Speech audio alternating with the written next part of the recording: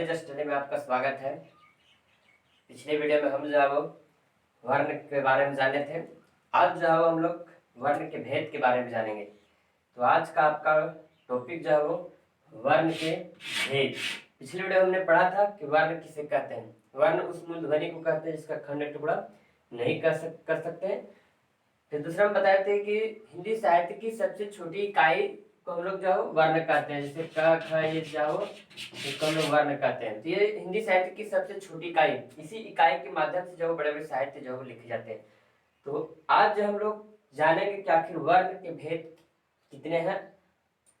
तो चलिए वीडियो को स्टार्ट करते हैं। वर्ण के जो है वो दो भेद होते हैं। पहला में आपका स्वर वर्ण। वर्ण के दो भेद होते हैं, पहला में स्वर वर्ण और दूसरा में व्यंजन वर्ण।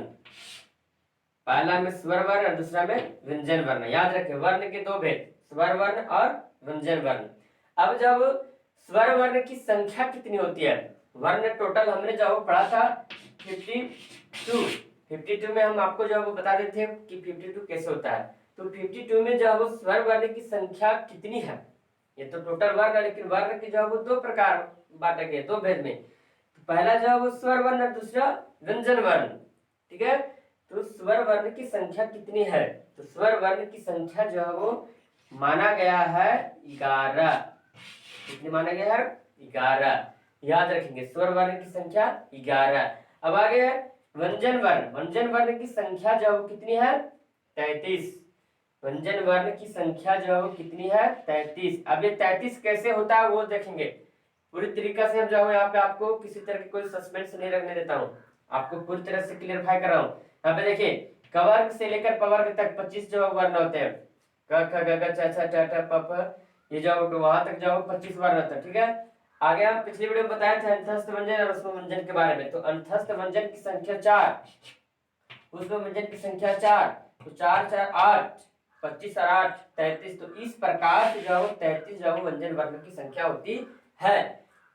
यानी कवर्ग से लेकर पवर्ग तक जो 25 होते हैं उसको जो स्पर्श व्यंजन बोला गया। तो स्पर्श व्यंजन लगाकर 25 हुए और अंतस्थ प्लस उष्ण 4 + 4 8, तो 25 और 8 जो 33, यानी 33 जो व्यंजन वर्ण हो गए। ठीक है, और 11 जो स्वर वर्ण हो गए। स्वर वर्ण जो अ से लेकर औ तक, अ से लेकर औ तक जो 11 होते हैं, उसे जो स्वर बोला गया। ठीक है, तो ये हो गया दोनों की संख्या। अब आगे हमको बताएंगे, अगर हम जोड़ेंगे यहाँ पे 33 और 11 तो 44 होगा। तो इसमें आपका संयुक्त व्यंजन छूट गया है, द्विगुण व्यंजन छूट गया है।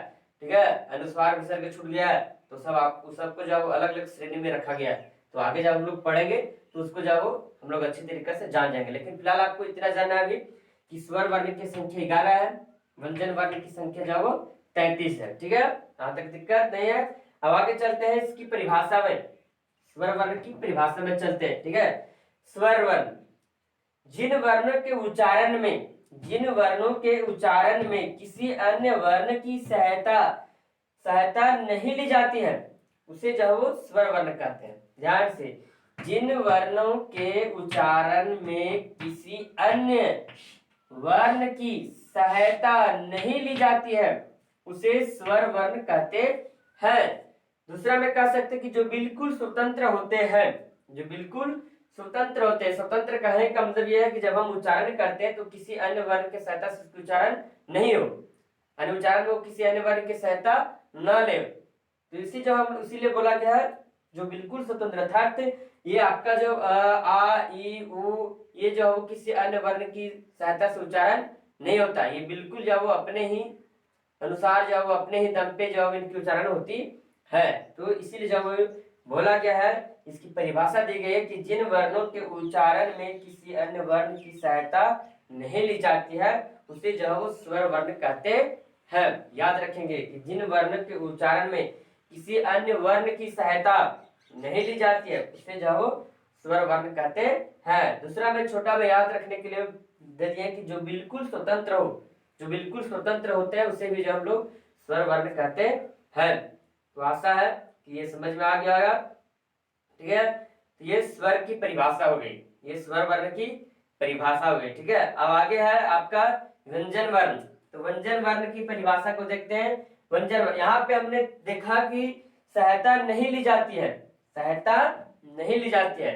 तो इसका जस्ट उल्टा जो हम लोग करेंगे, तो यहाँ पे सहायता किसी अन्य वर्ण की सहायता से की जाती है, अर्थात सहायता ली जाती है।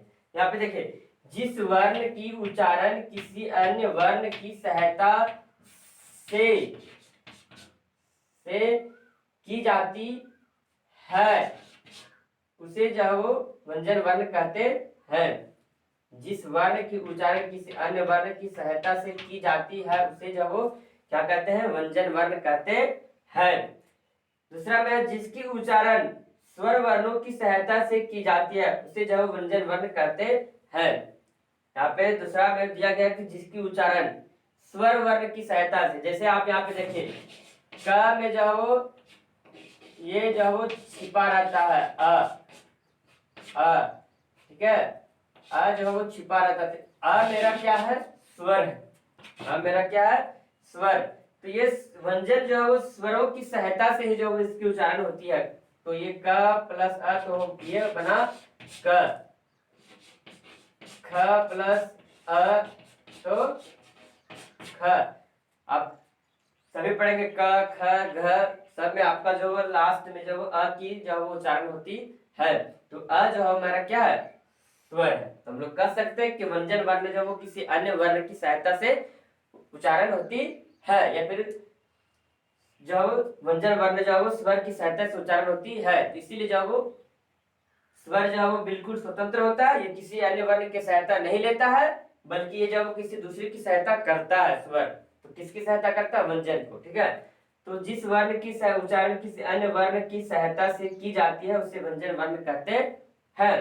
दूसरा में, जिसकी उच्चारण स्वर वर्णों की सहायता से की जाती है उसे व्यंजन वर्ण कहते हैं। हमने बता दिया आपको, क प्लस अ की जो अ मेरा क्या स्वर है, ये इसकी मात्रा जो सभी व्यंजनों में होती है। तो व्यंजन की उच्चारण जो स्वर की सहायता से ही होती है। तो इस प्रकार से इसकी परिभाषा को दिया गया था, बताया गया था, ठीक है। तो ये हो गया, आज हमने जो है वो देखा स्वर की संख्या 11 होती है, स्वर वर्ण की संख्या 11, व्यंजन वर्ण की संख्या 33। 33 कैसे होता है, क से कवर्ग से लेकर पवर तक 25, अंतस्थ व्यंजन 4 और उसमें व्यंजन 4, टोटल 8 हुआ, 25 और 8 33। तो इस प्रकार से व्यंजन वर्ण की संख्या जो है वो 33 हो गई। स्वर वर्ण की संख्या 11 है, तो अ से लेकर औ तक आप जब लिखेंगे और गिनेंगे तो आपको जो हो जाएगा कंफर्म 11 होता है, ठीक है। आगे हम परिभाषा बताए थे कि जिन वर्णों के उच्चारण में किसी अन्य वर्ण की सहायता नहीं ली जाती है उसे जो स्वर वर्ण कहते हैं, जो बिल्कुल स्वतंत्र होते हैं, अर्थात स्वर होते हैं, ठीक है। क्योंकि स्वर जो किसी की सहायता नहीं लेता, किसी के सहारे वो जीता नहीं है, ये बिल्कुल स्वतंत्र है, ये बिल्कुल आजाद होता है, ठीक है। व्यंजन वर्ण बताए थे कि जिस वर्ण के उच्चारण में किसी अन्य वर्ण की सहायता ली जाती है उसे जो व्यंजन वर्ण कहते हैं। दूसरा बता दें कि जिसकी उच्चारण स्वरों की सहायता से, जिसकी उच्चारण स्वर वर्ण की सहायता से की जाती है उसे जो व्यंजन वर्ण कहते हैं। तो आज का टॉपिक यही था।